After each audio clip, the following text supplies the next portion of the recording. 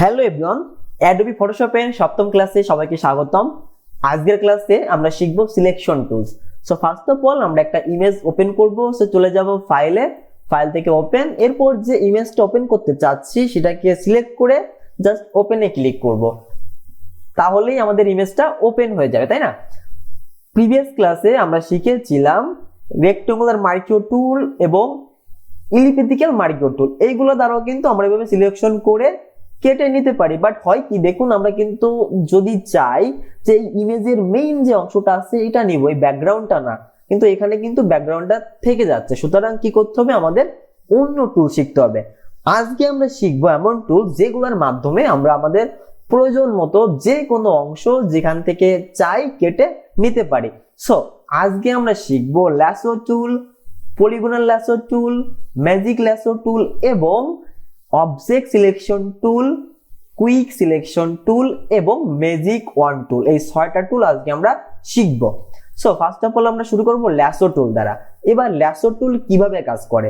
Lasso টুল হচ্ছে free hand draw, অর্থাৎ আপনাকে আপনার হাত দিয়ে দেখিয়ে দিতে হবে ফ্রি ভাবে যে আপনি কোন অংশটা চাচ্ছেন। এজন্য ফার্স্ট অফ অল আপনাকে এই টুলে এসে কি করতে হবে, টুলটাকে সিলেক্ট করতে হবে। করার পর আপনি যে অংশটা চাচ্ছেন, সাপোজ আমি চাচ্ছি এই ইমেজের মূল অংশটাকে কেটে নিব। সো আমি সাপোজ এখান থেকে শুরু করব।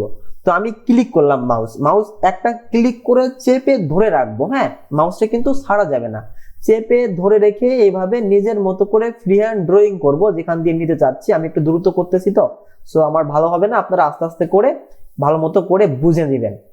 ওকে, এইভাবে কিন্তু যে অংশটা চাচ্ছি এইভাবে আমাদের মতো নিয়ে এখান দিয়ে এসে এবার আমি কিন্তু যেখান থেকে শুরু করছিলাম সেখানে এসে আমার মাউসটা ছাড়তে হবে।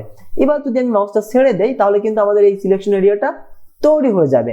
এবার যদি আমি কন্ট্রোল সি কপি করি এবং এই পেজে এসে কন্ট্রোল ভি করি তাহলে কিন্তু আমাদের ওই যে অংশটা কেটেছিলাম ওই অংশটা কিন্তু চলে আসলো। এবার দেখুন আমরা এটাকে জুম আউট করার জন্য কি কন্ট্রোল মাইনাস, ওকে, এবং জুম ইন করার জন্য কন্ট্রোল প্লাস।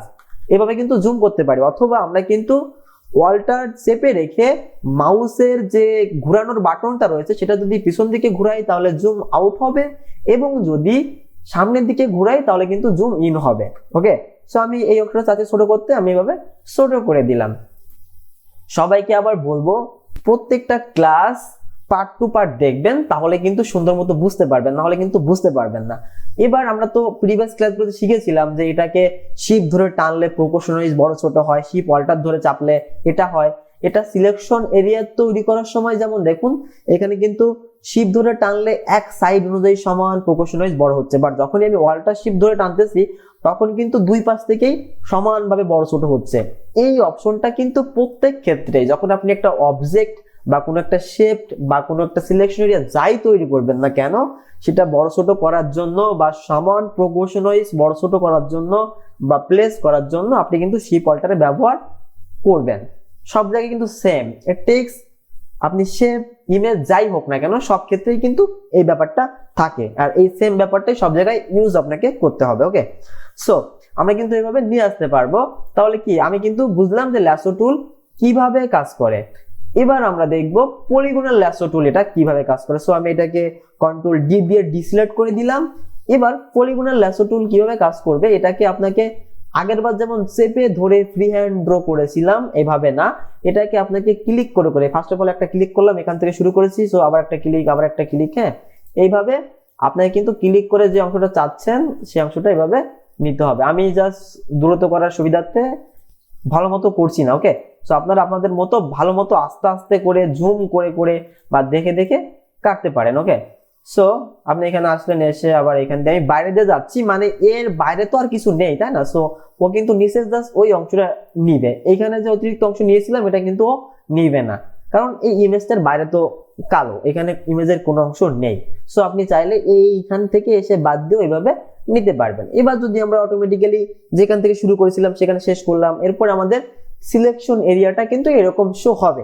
এরপর আমরা কন্ট্রোল সি দেই এবং এই পেজে এসে যদি কন্ট্রোল ভি দেই তাহলে কিন্তু আমাদের প্রয়োজন মতো অংশটা চলে আসলো, তাই না?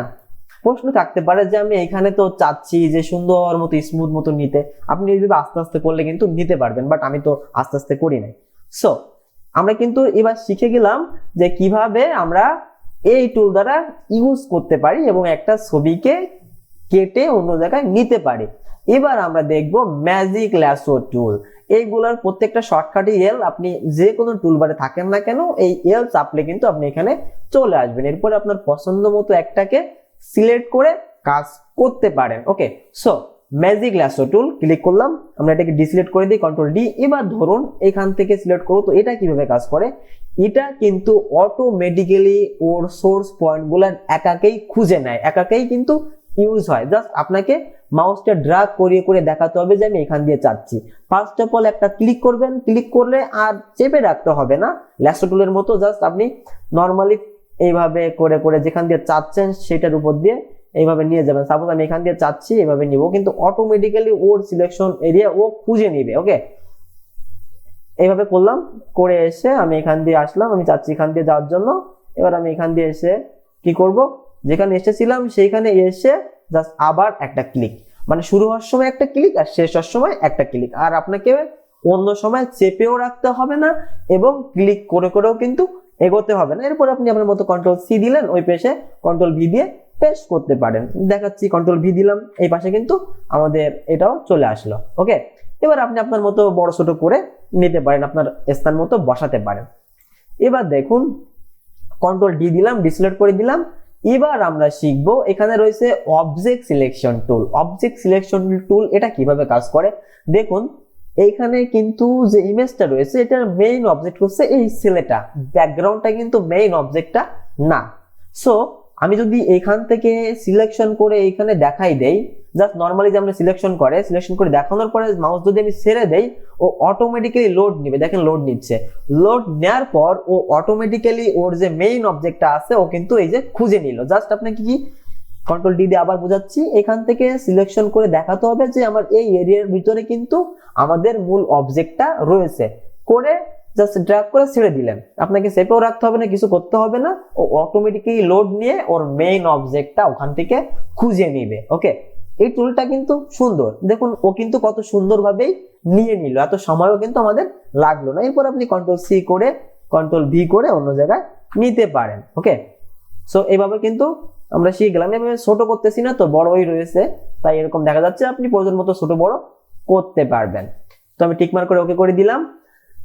এবার দেখুন আমরা এটাকে আবার কন্ট্রোল ডি দিয়ে ডিসিলেক্ট করে দিলাম। ডিসিলেক্ট দেওয়ার পর দেখুন এইখানে রয়েছে কুইক সিলেকশন টুল। এটা কি কুইক সিলেকশন টুল কাজ করে কিভাবে দেখুন, এর যে কার্সার রয়েছে, এই যে কার্সারটা কিন্তু অনেক ছোট। আপনি যখন কিবোর্ড থেকে থার্ড ব্র্যাকেটের ডান পাশেরটা চাপবেন তখন কিন্তু এটা বড় হবে, হ্যাঁ চেপে রাখলাম বড় হচ্ছে। আবার থার্ড ব্র্যাকেটের যখন বাম পাশেরটা চাপবেন তখন কিন্তু ওই কার্সারটা ছোট হবে। অর্থাৎ দেখুন আমি এটাকে যখন সিলেক্ট করতেছি এটা কিন্তু সিলেক্ট হচ্ছে, এক একটা ক্লিক করে করে অথবা চেপে রেখে কিন্তু আমরা এইভাবে সিলেকশন এরিয়া তৈরি করতে পারি। যখন আমি এখান দিয়ে দিতেছি তখন কিন্তু অনেক সময় আমাদের যে মেইন অবজেক্টটা রয়েছে এইভাবে ক্লিক করে করে আমরা আমাদের অবজেক্টের এরিয়া দেখিয়ে দিতে পারি যে আমি এখানে আর একটু চাচ্ছি, সো একটা ক্লিক করলাম, এখানে চাচ্ছি আর একটা ক্লিক করলাম, এখানে চাচ্ছি আর একটা ক্লিক করলাম। এবার দেখুন এখন কিন্তু ও কিন্তু এই অংশটা কিন্তু বাড়তি নিয়ে নিয়েছে। এবার কি করব, আমার কিন্তু আগের অবস্থায় ফিরতে হবে। তো কি করব, আমি ওয়ালটা ধরলে এখন দেখুন কার্সারের মাঝে কিন্তু প্লাস একটা আইকন রয়েছে। যখন আমি কার্সারটা প্লাস আইকন থাকবে তখন ক্লিক করলে সিলেকশনটা কিন্তু বাড়বে। এখন দেখুন পুরোপুরি সিলেকশন হয়ে গিয়েছে এটা। তো কমানোর জন্য আমি কি করব, ওয়ালটা সেভে ধরলে দেখুন মাইনাস হয়ে যাচ্ছে। সো আমি ক্লিক করে কিন্তু এবার সিলেকশন এরিয়া আবার আগের অবস্থাতে নিয়ে আসতে পারি, অর্থাৎ এই অংশটা বাদ দিতে পারি।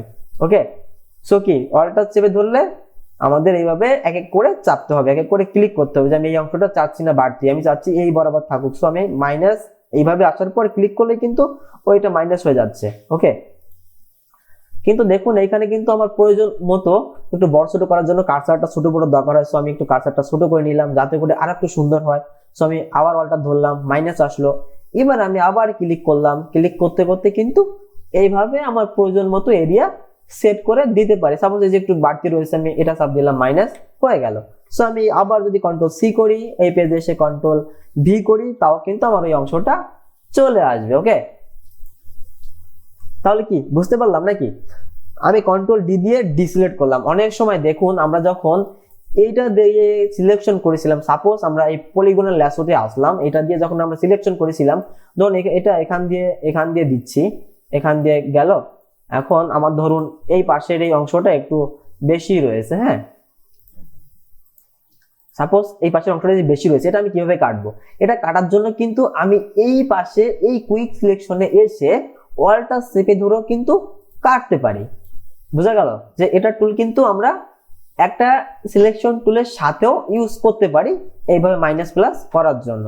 আশা করি বুঝতে পেরেছেন। এইগুলা কিন্তু আমি দ্রুত দেখাচ্ছি তো তাই সুন্দর মতো হচ্ছে না, আপনারা এগুলো আস্তে আস্তে করবেন। আমি জাস্ট টুলের ব্যবহারগুলো শেখাচ্ছি, জাস্ট ক্রিয়েটিভিটিটা আপনার অ্যাপ্লাই করতে হবে। সো আপনি এখান থেকে যদি চান কন্ট্রোল সি দিয়ে কপি করলাম, এরপর এই পাশে যদি কন্ট্রোল ভি দিয়ে পেস্ট করেন ও কিন্তু চলে আসলো। দেখুন এই পাশের এই অংশটা কিন্তু চলে আসছে, কারণ এখানে কিন্তু এই সিলেকশন করাটা ছিল। সো সিলেকশনটা আমরা শিখে গেলাম, ঠিক না, 5টা টুল। এবার আমরা যেটা শিখবো, সো ডিসিলেক্ট করে দিলাম কন্ট্রোল ডি।